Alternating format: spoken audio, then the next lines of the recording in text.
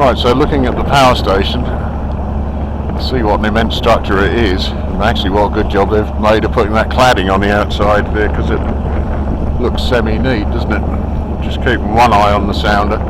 See that shoal water just in front of the power station there? Many a sailing boat aground on there.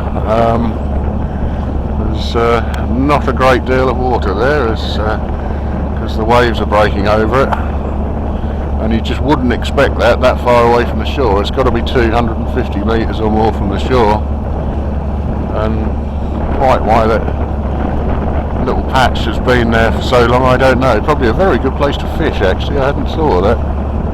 Maybe have a look when I come out here with some ragworm sometime. See the little diver ducks, or I can see the little diver ducks playing, and there's a lot of turbulence in there, so potentially very, very good for bass. Okay, so we're inside the number 5 race mark, heading up towards the baffle wall, the water cooling thing for the power station. There she is. A lot of people glad to see it decommissioned.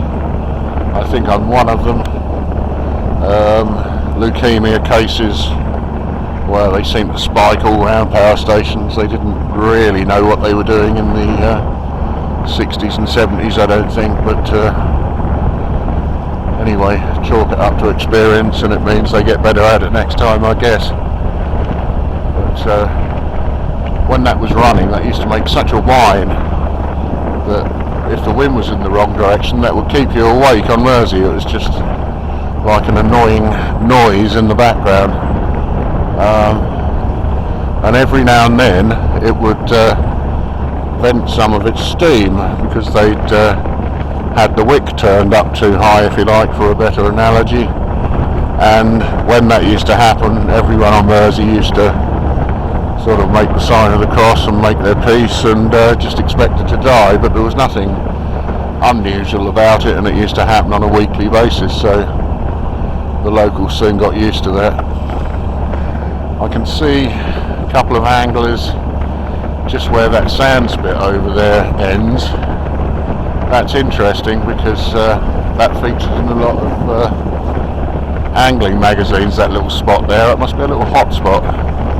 You've got everything you need for mullet in there, because you've got the popper weed on the sea wall, but you've got that combination with sand, and there's probably ragworm in the sand as well, so that's probably why that's such a popular little spot there. Whoever would have thought, right in front of a nuclear power station, well, decommissioned one. Okay, you can see the baffle wall more clearly now, and in the distance you can see Spartacus. So Spartacus is a big crane on a float, owned by Noddy Carter's boatyard in Malden.